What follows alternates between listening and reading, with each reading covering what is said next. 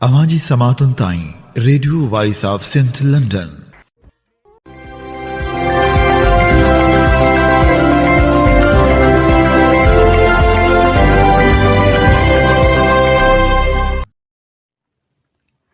आप सुन रहे हैं radio voice of Sindh London. खबरों, तजज़ियों और तबसरों पर मुश्तमिल प्रोग्राम आज का अहवाल के साथ मैं आपकी खिदमत में हाजिर आपकी मेज़बान शान से। प्रोग्राम के आगाज़ में आपके लिए दुआ कि आप जहां भी रहें खुश व खुर्रम रहें। 27 दिसंबर 2024 जुम्मे के दिन ये programme radio voice of Sindh London के स्टूडियो से आपकी खिदमत में बराह रास्त नशर किया जा रहा है। सबसे पहले हालात हाजरा पर एक नज़र डालते हैं। दरियाए सिंध से कैनाल निकालने के खिलाफ एहतजाजी तहरीक का सिलसिला जारी है। सिंध के कौम परस्त तंजीमों की तरफ से एहतजाजी मुजाहरे किए जा रहे हैं, जबकि SUP मुसलसल एहतजाजी तहरीक चला रही है। SUP की तरफ से भूख हड़ताल का सिलसिला शुरू किया गया है। SUP की तरफ से कल नवाबशाह में भूख हड़ताल की गई, जिसकी सरबराही सिंध यूनाइटेड पार्टी के मरकजी जनरल सेक्रेटरी रोशन बरड़ो कर रहे थे। इस मौके पर मीडिया से गुफ्तगू करते हुए रोशन बरड़ो ने कहा कि मोहतरमा बेनज़ीर भुट्टो की शहादत के बाद NRO के तहत आसिफ जरदारी जो बार बार इक़्तिदार सौंपा जा रहा है, उसकी भारी कीमत सिंध को अदा करनी पड़ रही है। कालाबाग डैम पर अवाम के सख्त रद्द-ए-अमल के बाद अब सिंधु दरिया से 6 कैनाल निकालकर सिंध को बंजर बनाने की मनसूबाबंदी की जा रही है।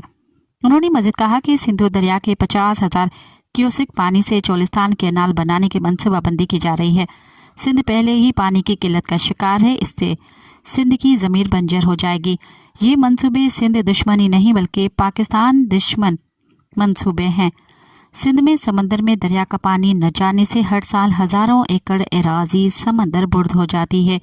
यही सूरत हाल रही तो आइंदा चंद साल में घारू, ठट्ठा, सजावल का वजूद ही न होगा और यहाँ समंदर मौजूद होगा। GA सिंध मोहास के सरबराह रियाज चांडियो ने कहा कि नई नहरों की तामीर से सिंध को बड़ा धचका लगेगा। तरक्की से पंजाब में होगी, जिसकी वजह से सिंध की ज़मीनें तबाह हो जाएंगी। गुज़िश्ता 70 साल से पंजाब सिंध के हिस्से का पानी चोरी कर रहा है, जिससे की वजह से सिंध की ज़मीनें बंजर हो रही हैं। अब नए कैनाल निकालकर पंजाब को तरक्की दिलाई जाएगी। इस अमल से सिंध तबाह हो जाएगा। अपने जारी किए गए बयान में रियाज चांडियो ने कहा कि सिंध के लोगों की जानिब से नए कैनालों की मुखालिफत असल में सिंध के अवाम के हकूक़ की जंग है। उन्होंने कहा कि मुल्क में पहले ही 30 से 40% पानी की किल्लत है, तो नई नहरों के लिए पानी कहाँ से आएगा। High court bar association Hyderabad ने दरियाए सिंध पर 6 नहरों की तामीर के खिलाफ मुस्तकिल जद्दोजहद के लिए Sindh lawyers anti canals action committee तश्कील दे दी। कमेटी का काम वकला के नुमाइंदा इजलास मुनक़्क़द करना, सेमिनार्स का इन्नेकाद करना और एहतजाजी मुज़ाहरे मुनक़्क़द करना होंगे। कमेटी में मीर मंगरियो, इंद्रजीत लोहाना, इसरार चांग और दीगर शामिल हैं। अवामी तहरीक के मरकजी सदर एडवोकेट वसंत हरी, मरकजी general secretary advocate Sajid Hussain Mahsar और मरकजी सीनियर नायब सदर नूर अहमद कातियार ने अपने मुश्तरका प्रेस बयान में कहा कि पीपल्स पार्टी की हुकूमत ने सिंध को कबायली तनाज़ात और डाकुओं के हवाले कर दिया है। सिंध को कबायली झगड़ों की जानिब धकेल कर सिंध की ज़मीनों, वसाइल और पानी पर कब्जा किया जा रहा है। 6 नहरें सिंध के वजूद पर हमला हैं।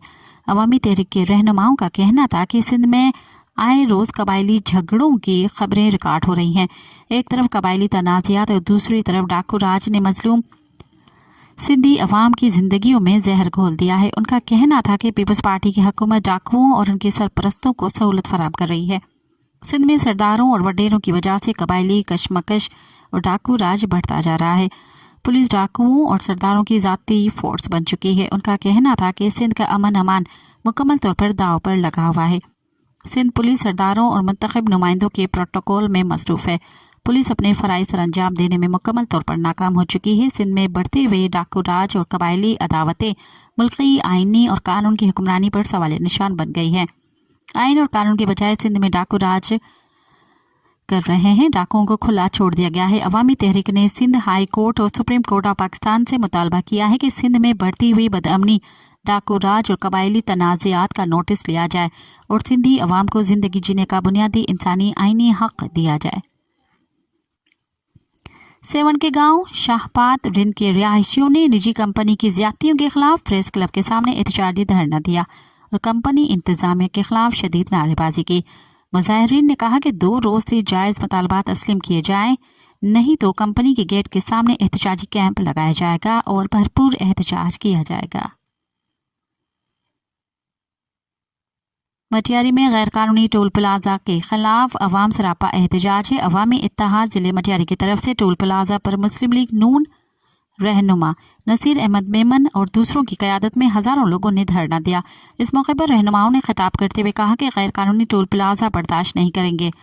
मटियारी टोल प्लाजा गरीब अवाम के लिए अजाब है, उसे फ़ौरन ख़त्म किया जाए। अवामी वर्कर्स पार्टी और दूसरी तंजीमों के रहनुमाओं ने कहा है कि फानोस गुजर निडर और बेलोस इनकलाबी रहनुमा थे। वो सारी ज़िंदगी मुल्क के मसलूम महकूम और पिसे हुए तबकात की जद्दोजहद की आवाज़ बने रहे। इन ख्यालात का इजहार नामवर सोशलिस्ट रहनुमा और अवामी वर्कर्स पार्टी के साबिक सदर फानोस गुजर की 6ठी बरसी के मौके पर पाकिस्तान के सूबे खैबर पख्तूनख्वा में मुनक़िद जलसे में मुकर्ररीन ने किया। जलसे में मुल्क भर से इनकलाबी कारकुनों ने शिरकत की। मुकर्ररीन ने कहा कि फानोस गुजर के जालिम हुक्मरानों और डिक्टेटरशिप के खिलाफ जिद्दोजहद करने की पादाश में कैद खानों में डाला गया है और रियासती तशद्दुद से उनका एक गुर्दा ज़ाया हो गया। उन्होंने सियासत को ड्राइंग रूम से निकालकर गली कूचों तक पहुंचाया।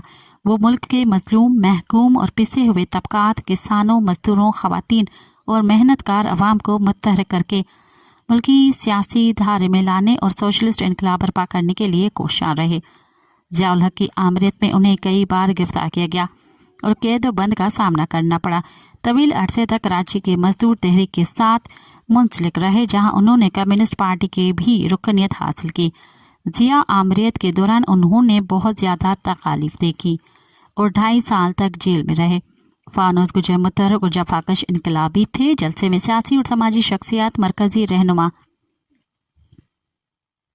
शाजिया खान MPA वेडक चेयरमैन सरदार रियाज खान, रियाज गुजर, हाजी जल्लाद खान, मशाल खान, तहरीक इंसाफ के चेयरमैन बैरिस्टर गोहर के बाही, जौहर खान, नाजिम शरीफ खान, बाबा चुकरजी, जमीयत उलमा के ज़िले रहनुमा मौलाना सईदुर्रहमान, पीपल्स पार्टी के ज़िले रहनुमा शेर जमा खान चुकरजी, मुस्लिम लीग नून के रहनुमा सालर खान खानजादा, मलका खान और दीगर शख्सियात ने शिरकत की। बलोच यकजहती कमेटी मस्तोंग ने अपनी एक प्रेस कॉन्फ्रेंस में बलूचिस्तान में मंशियात के फैलाव पर शदीद तशवीश का इजहार किया। कमेटी के नुमाइंदों ने कहा कि मंशियात के फ़रोख्त रियासती सरपरस्ती में हो रही है और बलूचिस्तान के मुख्तलिफ इलाकों में उसका फैलाव बढ़ता जा रहा है। ख़ास तौर पर मस्तोंग के इलाका दरिंगड़ और पुड़ंग आबाद में, जहाँ खुलेआम मंशियात फरोशी हो रही है। BYC के नुमाइंदों ने कहा कि मस्तोंग शहर जो कभी इल्म और अदब का गहवारा था, आज मंशियात का गढ़ बन चुका है और अफसोस की बात यह है कि पुलिस और इंतज़ामिया इस मामले में मुकम्मल तौर पर खामोश है। उन्होंने मज़ीद कहा कि मंशियात फरोशी के इस कारोबार में शामिल अफराद न सिर्फ मस्तोंग बल्कि नौशके और कोयटा से भी आकर नशा करते हैं, लेकिन हुकाम इस मामले में कोई कार्रवाई नहीं कर रहे। प्रेस कॉन्फ्रेंस में यह भी कहा गया कि बलूचिस्तान में कानून नाफिज करने वाले इदारे रोज़ाना कई छापे मारते हैं और लोगों को जबरी तौर पर गायब करते हैं, मगर जब बात मंशियात फरोशों या दीगर समाजी बुराइयों की होती है तो वो बेहद हो जाते हैं। उन्होंने इल्ज़ाम लगाया कि रियासत और इसके इदारे बलोच अवाम के समाजी मसाइल पर खामोश हैं और सिर्फ जबरी गुमशुदगी और इंतकामी कार्रवाइयों में मसरूफ़ हैं। बलोच यकजहती कमेटी ने अवाम से अपील की है कि वो मंशियात फरोशों की निशानदेही करें और उनके खिलाफ मुतअल्लिका थानों में दरख्वास्तें जमा कराएं। ये कोई मामूली मसला नहीं है, यह हमारी नस्ल कशी का तसलसल है और हमें इसके खिलाफ मुत्तहद होकर जद्दोजहद करनी होगी। पाकिस्तान में पोलियो के केसेस में मुसलसल इजाफा हो रहा है और ताज़ा तरीन इत्तलात के मुताबिक बलूचिस्तान में पोलियो के मज़ीद केसेस की तस्दीक हो गई है।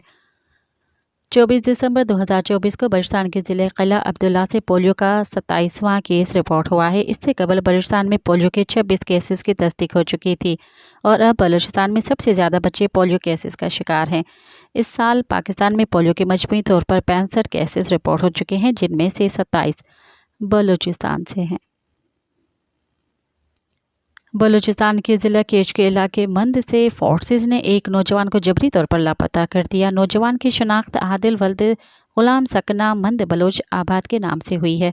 ख़ानदानी ज़रा के मुताबिक आदिल गुज़िश्ता रोज़ सरहदी इलाक़ों में मजदूरी के गर्ज जा रहा था कि उन्हें पाकिस्तानी फोर्सेस ने हिरासत में लेकर नामालूम मकाम पर मुंतकिल किया। جس کے بعد ان کے حوالے سے کسی قسم کی معلومات نہیں مل سکی ہے۔ پاکستان کے سابق وزیر اعظم عمران خان نے دعویٰ کیا ہے کہ انہیں ڈیل کے نتیجے میں اڈیالہ جیل سے بنی گالہ میں واقع ان کے گھر میں نظر بند کرنے کی پیشکش کی گئی تھی، تاہم انہوں نے اس پیشکش کو قبول نہیں کیا۔ جمعرات کو راولپنڈی کے اڈیالہ جیل میں توشہ خانہ کیس کی سماعت کے موقع پر عمران خان نے وکیلوں اور صحافیوں سے گفتگو کے دوران کہا کہ مجھے پیغام ملا ہے کہ ہم سے ڈیل کریں، ہم آپ کی پارٹی کو سیاسی اسپیس دیں گے لیکن آپ کو نظر بند کر کے بنی گالہ منتقل کر دیں گے۔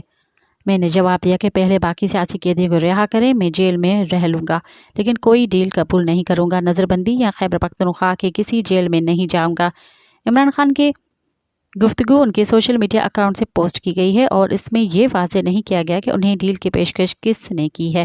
اس موقع پر عمران خان نے 9 مئی کے واقعات پر فوجی عدالتوں کی جانب سے سزاؤں پر بھی تبصرہ کیا۔ ان کی سوشل میڈیا پوسٹ کے مطابق ان کا کہنا تھا کہ فوجی عدالتوں میں 9 مئی سے متعلق اپنی مرضی کے ٹرائل کیے گئے۔ امریکہ کے نو منتخب صدر ڈونلڈ ٹرمپ کے نامزد مشیر رچرڈ گرینیل سابق وزیر اعظم عمران خان کی رہائی کا مطالبہ دہراتے ہوئے کہا ہے کہ میں چاہوں گا کہ عمران خان جیل سے رہا کر دیے جائیں۔ ان پر ویسے ہی الزامات ہیں جیسے ڈونلڈ ٹرمپ پر لگائے گئے۔ پاکستان میں حکومت کرنے والی سیاسی پارٹی نے ان پر کرپشن کے جھوٹے الزامات لگا کر انہیں جیل میں بند کر رکھا ہے۔ پاکستان کے میزائل پروگرام پر امریکہ کے خدشات کے حوالے سے منگل کے روز امریکہ میں نیوز میکس کو دیے ایک انٹرویو میں ان کا کہنا تھا کہ آنے والی انتظامیہ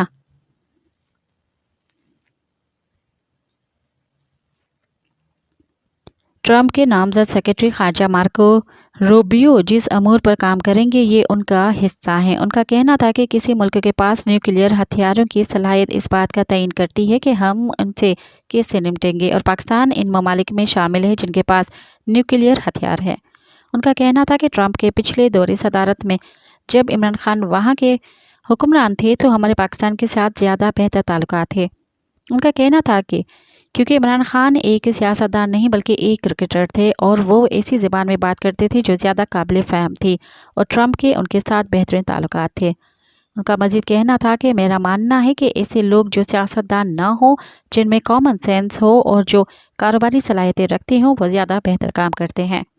ان کا کہنا تھا کہ میں چاہوں گا کہ عمران خان جیل سے رہا کر دیے جائیں، وہ فی الحال جیل میں قید ہیں اور ان پر ویسے ہی الزامات ہیں جیسے ڈونلڈ ٹرمپ پر لگائے گئے۔ پاکستان میں حکومت کرنے والی سیاسی پارٹی نے ان پر کرپشن کے جھوٹے الزامات لگا کر انہیں جیل میں بند کر رکھا ہے۔ ضلع کرم میں 80 روز سے راستوں کی بندش کے باعث معمولاتی زندگی بری طرح متاثر ہو گئے۔ ابتر صورتحال کے خلاف پراچنار میں شہریوں کا شدید سرد موسم میں پریس کلب کے باہر دھرنا 7ویں روز بھی جاری ہے۔ پراچنار میں پیش آنے والے واقعات پر گلگت بلتستان میں بھی مجلس وحدت المسلمین کا مختلف مقامات پر دھرنا جاری ہے۔ ضلع کرم میں آمد و رفت کے راستے بند ہونے سے شہریوں کو شدید مشکلات کا سامنا ہے۔ مقامی رہائشیوں کو دواؤں اور خوراک کی قلت کا سامنا ہے۔ پاراچنار پریس کلب کے باہر احتجاج میں شریک افراد نے حالت معمول پر لانے اور بند سڑکیں فوری کھولنے کا مطالبہ کیا ہے۔ ادھر گلگت بلتستان میں مجلس وحدت المسلمین کی کال پر شہید ضمیر عباس چوک میں مرکزی دھرنے میں شدید سردی کے باوجود درجنوں افراد موجود ہیں۔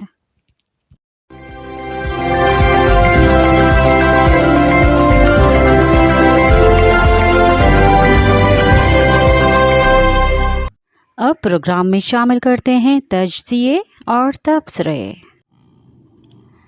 کارپوریٹ فارمنگ منصوبہ سندھ کے خلاف سازش، اس حوالے سے ایم بی سمرو لکھتے ہیں۔ حکومت نے گزشتہ برس بیرونی سرمایہ کاری کے لیے special investment facilitation council SIFC تشکیل دی تھی، جس میں متعلقہ حکومتی اداروں کے علاوہ فوج کے سربراہ کو بھی شامل کیا گیا تھا۔ اسی کے تحت گرین پاکستان انیشیٹو شروع کیا گیا ہے، جس کے تحت فوج مجموعی طور پر 48 لاکھ ایکڑ بنجر زمین حکومت سے لیز پر لے گی اور اسے کارپوریٹ فارمنگ کے لیے استعمال کیا جائے گا۔ بنجر علاقوں میں پانی پہنچانے کے لیے دریائے سندھ سے مزید نہریں نکالی جائیں گی۔ کارپوریٹ فارمنگ زراعت کا ایسا نظام ہے جس کے تحت بڑے کاروباری ادارے یا کارپوریشنز کو زرعی مصنوعات کی پیداوار میں شامل کیا جاتا ہے۔ اس کا مقصد جدید ٹیکنالوجی کا استعمال کر کے کم رقبے پر ज़्यादा पैदावार हासिल करना भी है। इस प्रोग्राम के तहत सऊदी अरब समेत दीगर ममालिक को पाकिस्तान में ज़राअत के शोबे में सरमायाकारी की दावत भी दी गई है। इसीलिए सिंध और पंजाब के कई इलाकों के किसान सरापा एहतजाज हैं। उनका कहना है कि दरिया सिंध से मजीद नहरें निकालकर मखसूस इलाकों को सैराब करने की इस कोशिश से उनकी ज़मीनें बंजर हो जाएंगी। बाज़ मुबसरीन का कहना है कि फ़ौज के ज़रई शोबे में सरगर्म होने से काश्तकारों के खदशात बढ़ेंगे, लेकिन उसके ज़िम्मेदार सियासी हुकूमत है जो अपनी ज़िम्मेदारियां और इख्तियार फ़ौज को मुंतकिल कर रही है। ग्रीन पाकिस्तान इनिशिएटिव के तहत अब तक 8,12,000 एकड़ ज़मीन पंजाब और सिंध से हासिल की गई है। दस्तियाब मालूमात के मुताबिक पंजाब में चोलिस्तान के इलाके में ये ज़मीन दी गई है, जबकि सिंध के निगरान हुकूमत के दौर में सूबे में 52,000 एकड़ ज़मीन ट्रांसफ़र की गई थी, जबकि 2 लाख एकड़ की निशानदही करके रिपोर्ट हुकूमत को भिजवा दी गई है। उनमें ज़िले दादो के काछे के इलाके सजावल, बदीन और हैदराबाद की ज़मीन भी शामिल है। ग्रीन पाकिस्तान इनिशिएटिव के तहत हंगामी बुनियादों पर दरिया सिंध पर 6 नहरों की तामीर को मुकम्मल करने पर जोर दिया जा रहा है, जिनको स्ट्रैटेजिक कैनाल्स भी कहा जा रहा है। इन नहरों के जरिए कम से कम 35 लाख एकड़ ज़मीन आबाद करने का मंसूबा बनाया गया है। इनमें 2 नहरें पंजाब और सिंध, जबकि एक सिंध और खैबर पख्तूनख्वा में बनाई जाएगी। स्ट्रैटेजिक कैनाल के इस नेटवर्क में 4 नहरें पहले ही तामीर के मुख्तलिफ मराहिल में हैं, जबकि पंजाब में चोलिस्तान कैनाल और ग्रेटर थल कैनाल फेज़ 2 पर अभी काम शुरू नहीं हुआ। पंजाब में चोलिस्तान के इलाके में दी गई सहराई ज़मीन को सैराब करने के लिए 211 अरब रुपए की लागत से चोलिस्तान कैनाल बनाई जा रही है, जिसे पंजाब अपने हिस्से से पानी देगा। चोलिस्तान कैनाल से बहावल नगर, बहावलपुर के रेगिस्तान यानी चोलिस्तान में 6 लाख एकड़ से ज़ायद बंजर ज़मीन आबाद हो सकेगी। इसी तरह ग्रेटर थल कैनाल फेज़ 2 से 15 लाख एकड़ ज़मीन आबाद की जाएगी। सिंध में काश्तकारों को सबसे ज़्यादा एतराज़ चोलिस्तान कैनाल फेज़ 1 मंसूबे पर है, जिससे उनके ख्याल में सिंध को दस्तयाब पानी कम हो जाएगा। इंडस रिवर सिस्टम अथॉरिटी इरसा के रुकन एहसान लगारी का कहना था कि निगरान हुकूमत में इरसा ने कसरत राय से पंजाब हुकूमत के मंसूबे चोलिस्तान कैनाल के लिए NOC दिया था, लेकिन सिंध ने उसकी मुखालफत की थी। पंजाब का कहना है कि वो इन नई नहरों में पानी अपने कोटे से देगा। इरसा के अफसरान ने भी तस्दीक की है कि ग्रेटर थल कैनाल और चोलिस्तान कैनाल को अपने हिस्से से पानी देने के लिए पंजाब हुकूमत ने इरसा को तहरीरी तौर पर आगाह किया है। काश्तकार और इक़्तिसादी और समाजी माहिरीन के ख्याल में इस मंसूबे से बैरूनी सरमायाकारों का फ़ायदा होगा, लेकिन मजमूई तौर पर मुल्की मईशत में ज़राअत को इससे नुकसान होगा। पाकिस्तान में पानी की तकसीम के इदारे इरसा के मुताबिक 1991 के बाद से पाकिस्तान को मुसलसल पानी की कमी का सामना रहा है। इसमें माहिरीन का कहना है कि जब आबाद ज़मीनों के लिए पानी पूरा नहीं है तो नई नहरों के लिए पानी कहाँ से आएगा। पाकिस्तान में फ़ौज के ज़ेर इंतज़ाम तामीरात, हाउसिंग और खाद बनाने के लिए कंपनियां काम कर रही हैं, लेकिन तज्ज़ियाकारों के ख्याल में फ़ौज ग्रीन पाकिस्तान इनिशिएटिव के तहत ज़राअत में भी सरगर्म हो रही है, जो कि खालिसतन सूबाई मामला है। समाजी अमूर पर काम करने वाले कारकुनों के मुताबिक ऐसे मंसूबों से समाजी नाहमवारी पैदा होने का खदशा है।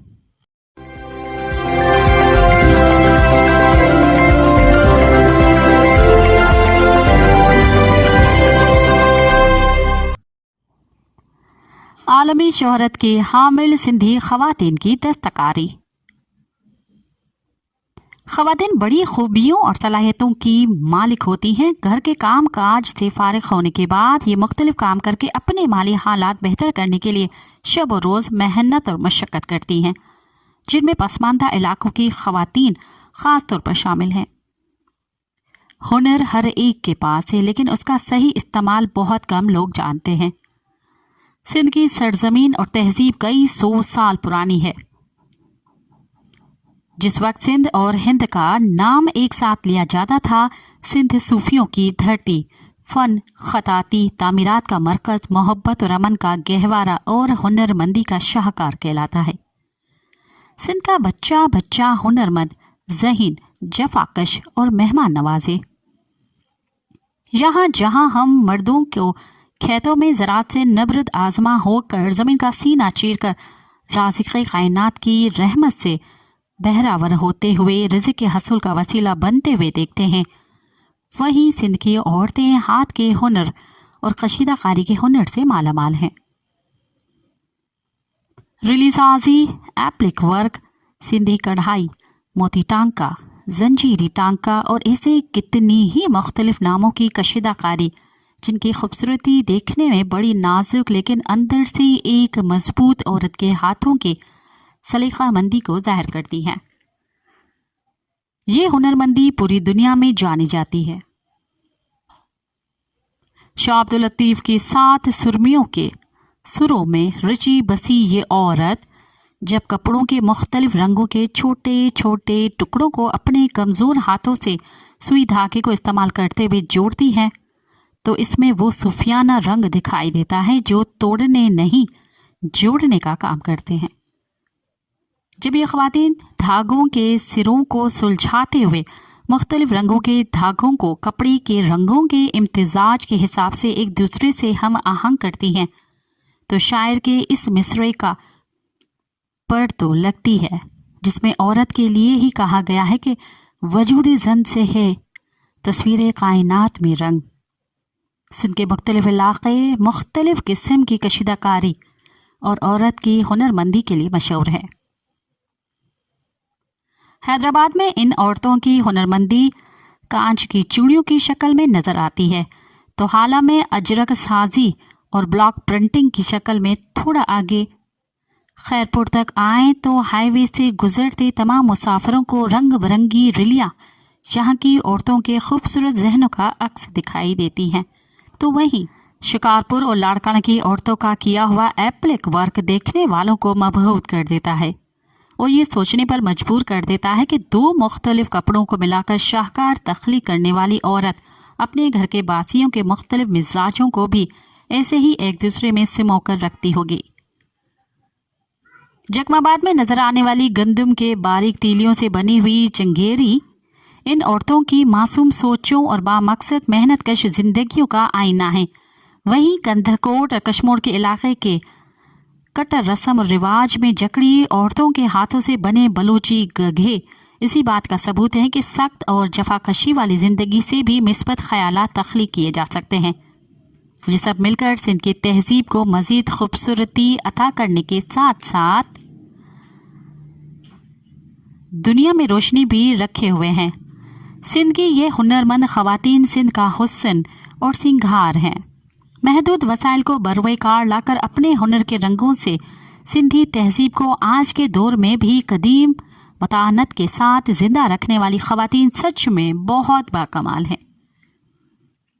सिंध के जिन इलाकों में घरेलू ख़वातीन दस्तकारी करती हैं, उनके हाथों की बनी हुई अजरक, रिली, शॉल, चादरें, तकिए, हाथ वाले पंखे, सिंधी कशीदा की हुई कमीज़, दुपट्टे और दीगर दस्तकारी जो आलमी शोहरत की हामिल हैं, उन्हें महकमा सकाफत की अदम दिलचस्पी की वजह से आलमी शोहरत नहीं मिल रही, जबकि बैरून मुल्क से आने वाले लोग इन हुनरमंद ख़वातीन से सस्ते दामों अशिया खरीद कर बैरून मुल्क महंगे दामों फरोख्त करते हैं। कम उजरत मिलने और फ़ायदा न होने की वजह से दस्तकारी का ये काम अब ख़त्म होने के करीब पहुंच गया है। दस्तकारी का काम करने वाली ख़वातीन का कहना है कि इन कामों को करने में कई दिन लग जाते हैं, जबकि कपड़े और धागे महंगे होने की वजह से मुनासिब कीमत भी नहीं मिल रही, जबकि बैरून मुल्क सिंधी सकाफत की हामिल अशिया के बहुत मांग और बड़ी कीमत है। लेकिन महकमा सकाफत हमारे हुनर की तशहीर की तरफ कोई तवज्जो नहीं दे रहा। महकमा सकाफत अगर हमारी हुनरमंदी को बैनुल अक़वामी मेलों में नुमाइश के लिए पेश करे तो दस्तकारी का ये काम दोबारा बहाल हो जाएगा। सरकारी सतह पर इस काम की सरपरस्ती न होने की वजह से इन घरानों में भूख ने डेरे डाल दिए हैं। उन्हें 2 वक्त का खाना बड़ी मुश्किल से नसीब हो रहा है। हुनरमंद खवातीन ने महकमा सकाफत और हुकूमत सिंध से मुतालबा किया है कि सिंध की दस्तकारी को आलमी शोहरत दिलाई जाए, वरना सिंध का ये विरसा भी अजायब घरों की नज़र हो जाएगा।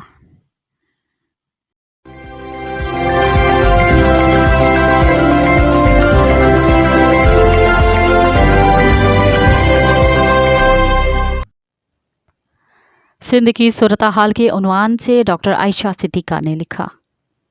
कहा जाता है कि 1843 में सिंध के अमीरों के खिलाफ हैदराबाद के नज़दीक लड़ी जाने वाली जंग जीतने के बाद बरतानवी सर चार्ल्स नेपियर ने अपने बेस में लातीनी ज़बान के एल लफ्ज़ पर मुश्तमिल पैगाम भेजा, पिकावी। उसका अंग्रेज़ी तर्जुमा है आई हैव सेंट।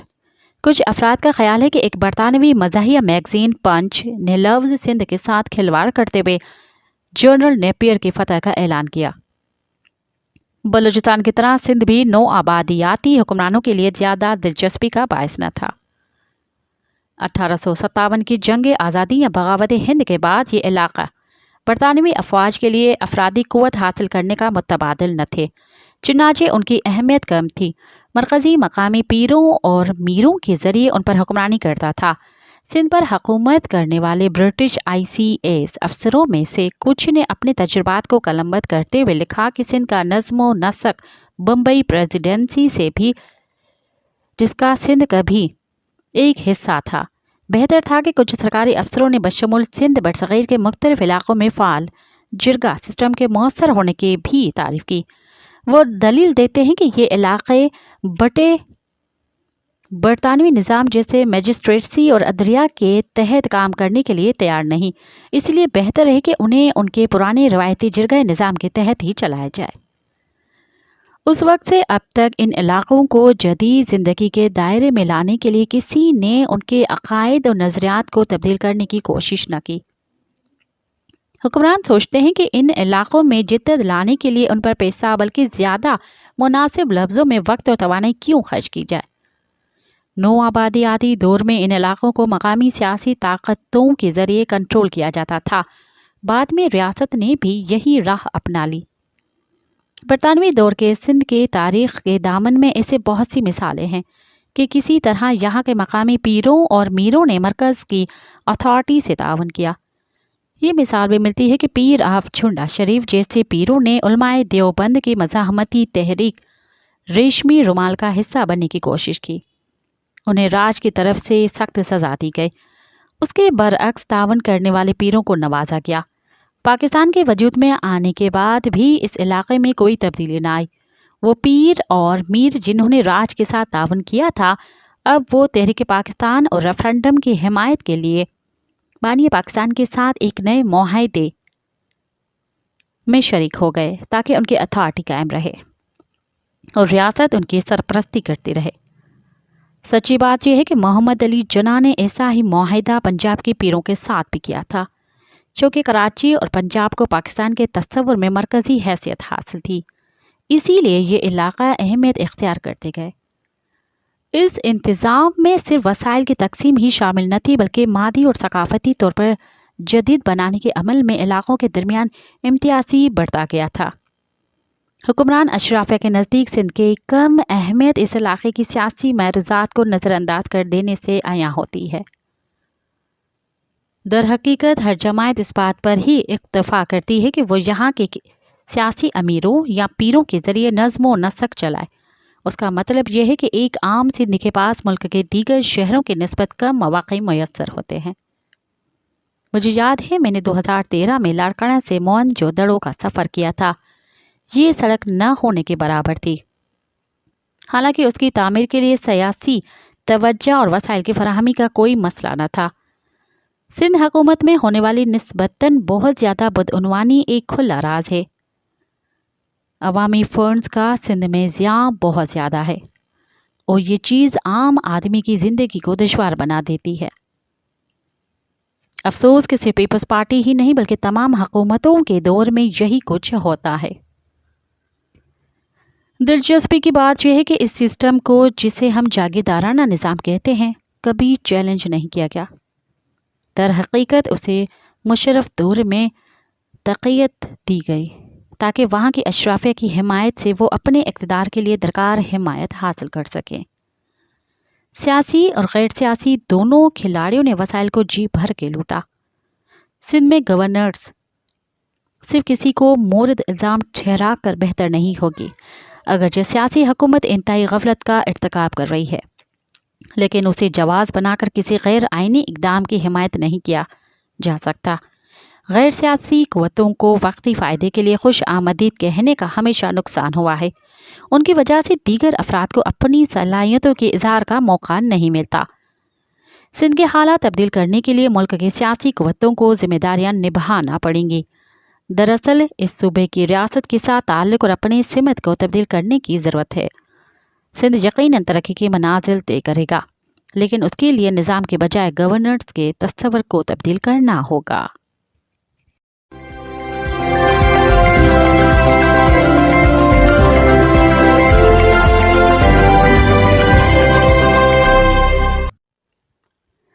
غریب کے خون کی قیمت صرف 25 لاکھ۔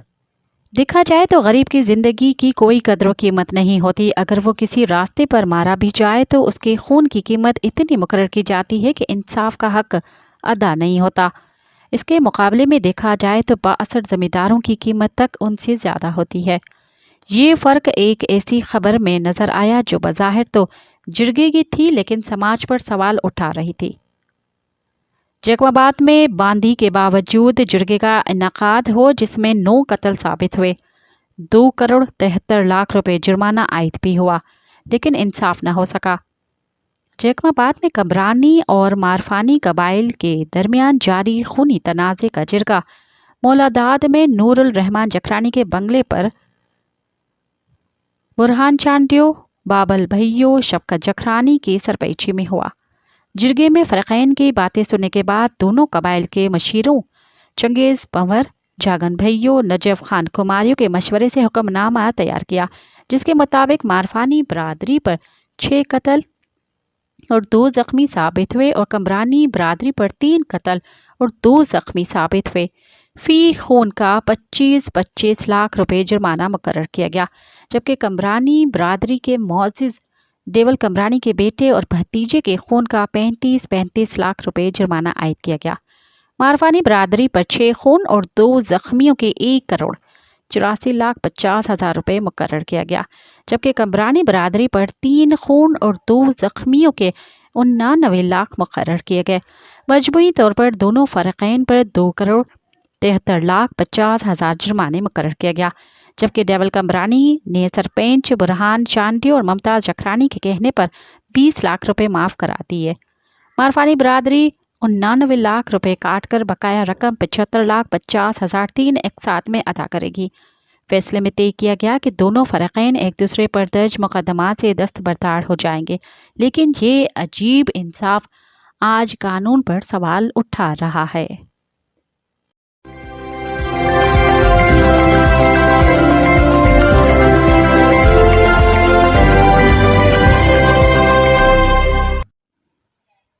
اب تک کے لیے اتنا ہی، مجھے دیں اجازت۔ یاد رکھیں، موت آنے تک جاری رہنے والی جد و جہد کی کوئی حد نہیں ہے۔ دنیا کے کسی بھی گوشے میں جو کچھ بھی ہو رہا ہے، ہم اس سے لا تعلق نہیں رہ سکتے۔ سامراج کے خلاف کسی ایک ملک کی فتح ہماری فتح اور کسی ایک ملک کی شکست ہماری شکست ہے۔ ساتھ سلامت۔ اماجی سماعتن تائیں radio voice of Sindh London